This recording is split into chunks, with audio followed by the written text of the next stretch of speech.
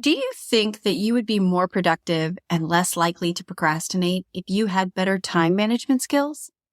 If you say yes, you're not alone. Most of us feel that way, myself included. And as a book coach, one of the main struggles my clients face is how often they procrastinate when they want to be writing. But what if I told you that procrastination and time management issues aren't the real cause of low writing productivity? What if I told you that procrastination wasn't the issue at all? Hey, writer, welcome to the Write It Scared podcast. I'm Stacy, your host. The podcast is on a break for the summer while I recharge and get ready for season 4, but I didn't want to leave you hanging. Over the next couple months, I will be pulling some favorite solo episodes from the vault, episodes on craft, mindset, and just the messy reality of writing our books. Also, as a reminder, the Courage Files will remain open for submissions all summer long. The Courage Files is a new segment launching on the podcast in season 4, where listeners share moments of writing courage, big or small. Maybe you finally figured out how to make a tricky scene work, or you finished your draft, or you shared your work.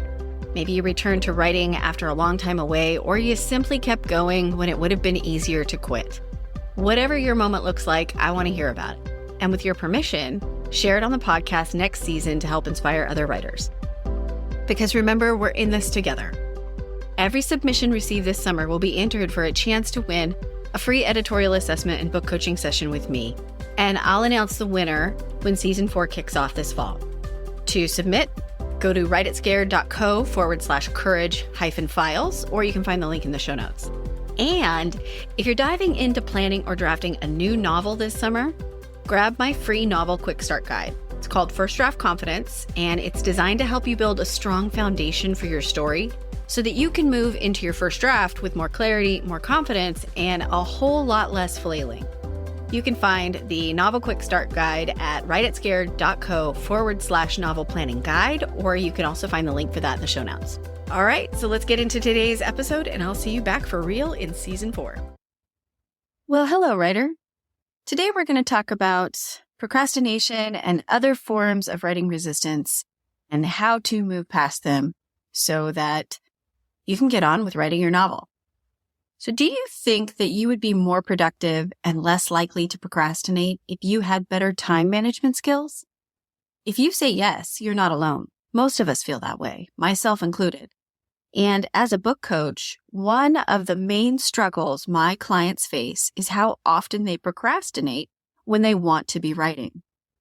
But what if I told you that procrastination and time management issues aren't the real cause of low writing productivity? What if I told you that procrastination wasn't the issue at all? Did your eyebrows just go up? My clients often do, especially when I tell them the truth.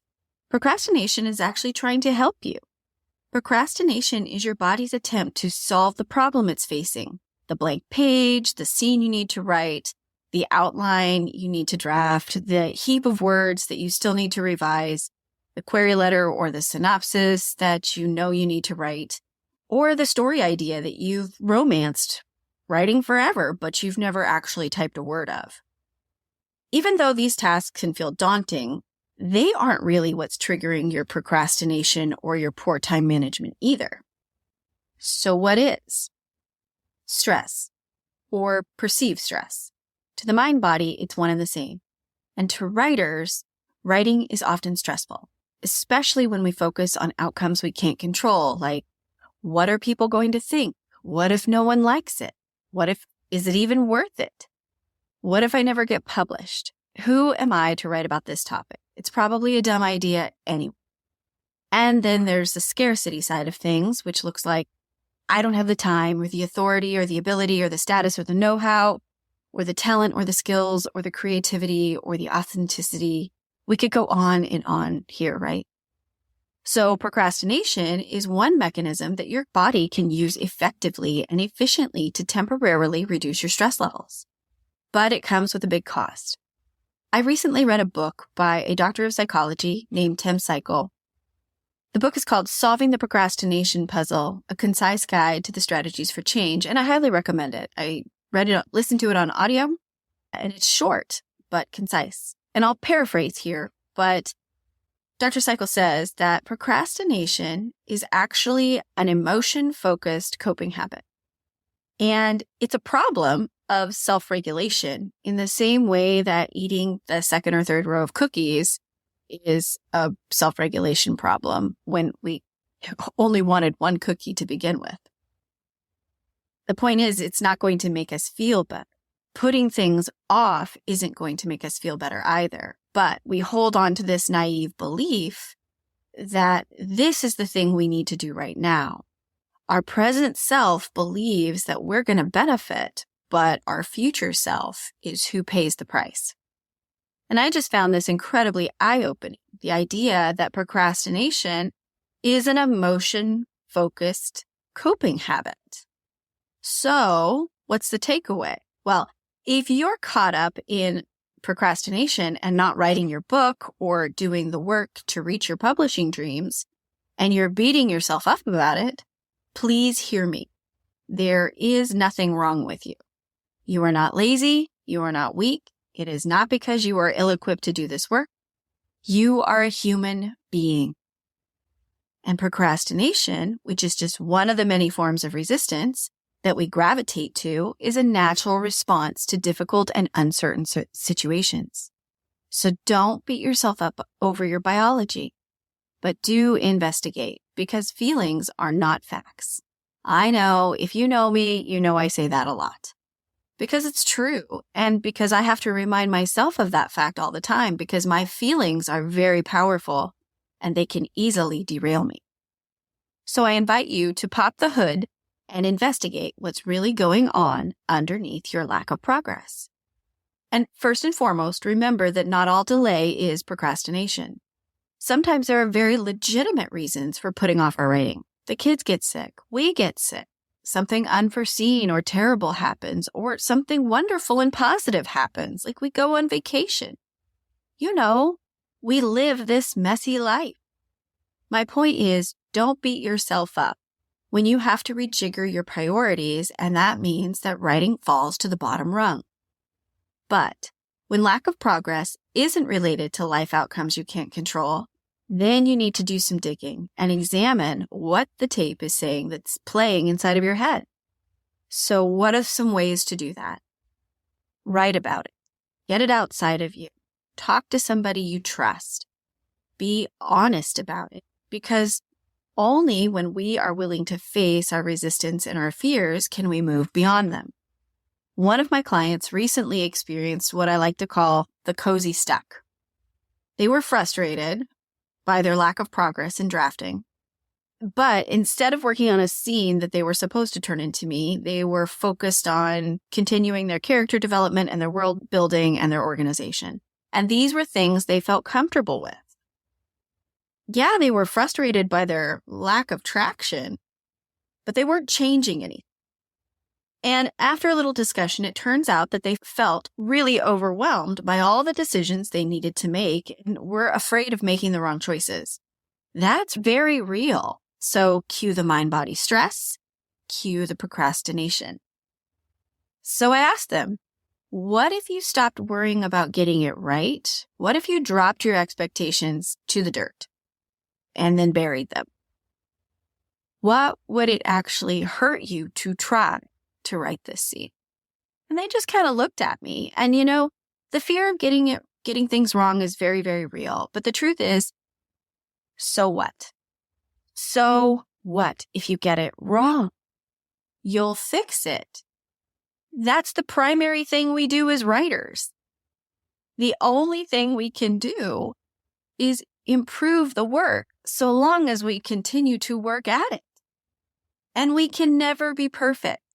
And even if we could be, it would not protect us from pain. It would not protect us from uncertainty, though our egos beg to differ.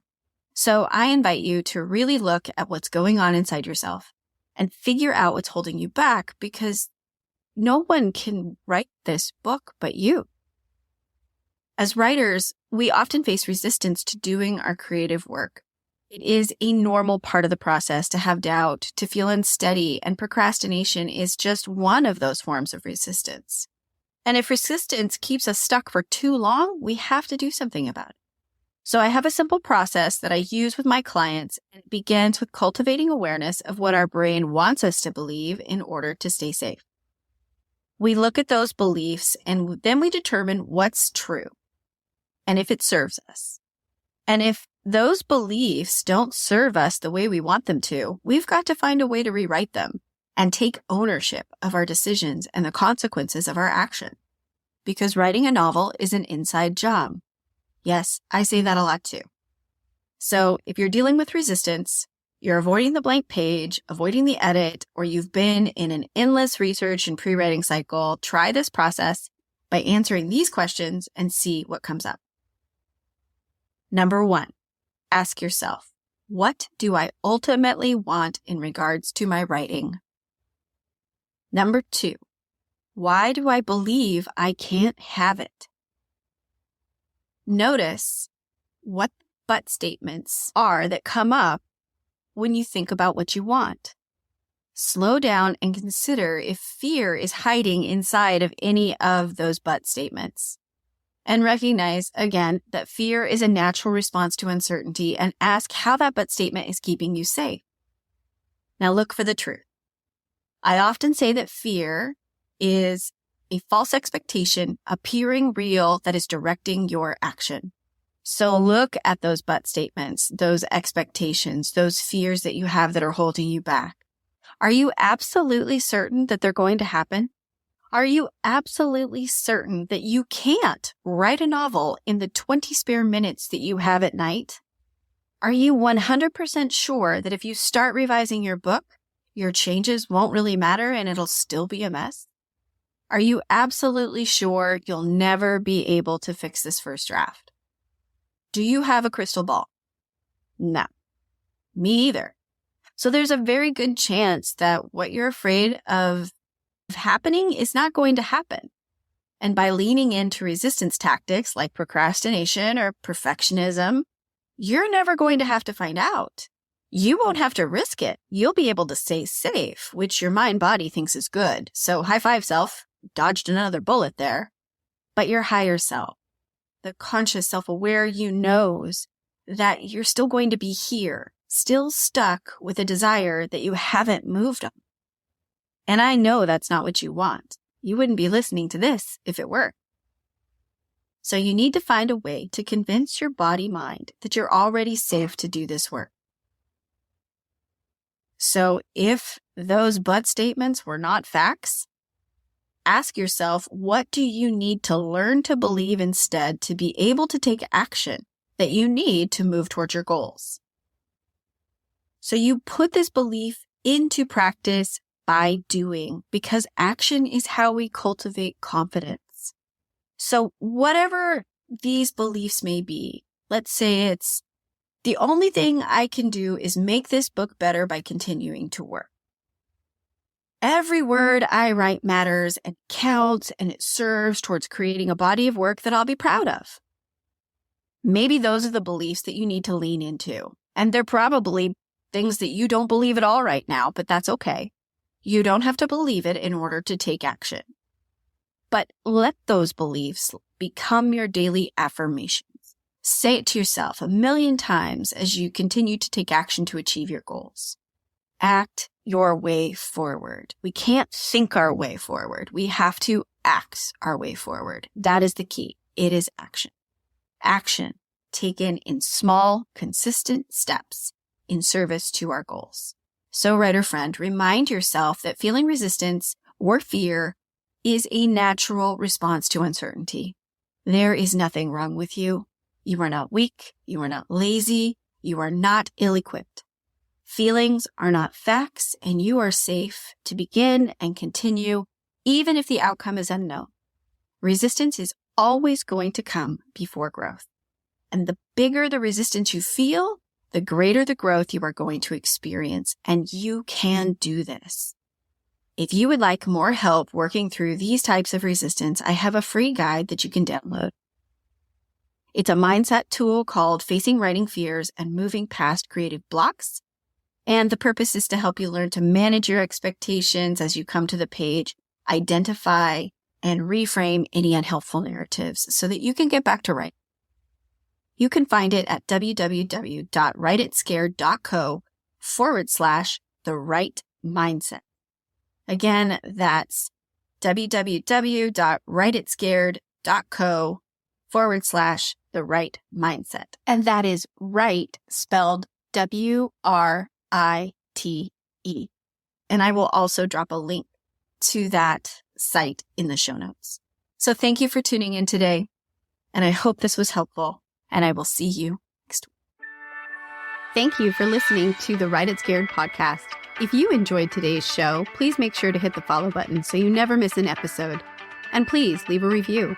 Reviews help other writers like you find the voices and messages they need to hear to continue to write their stories. Let's lift each other up. Remember, you can be scared and still be unstoppable. I'll see you next week.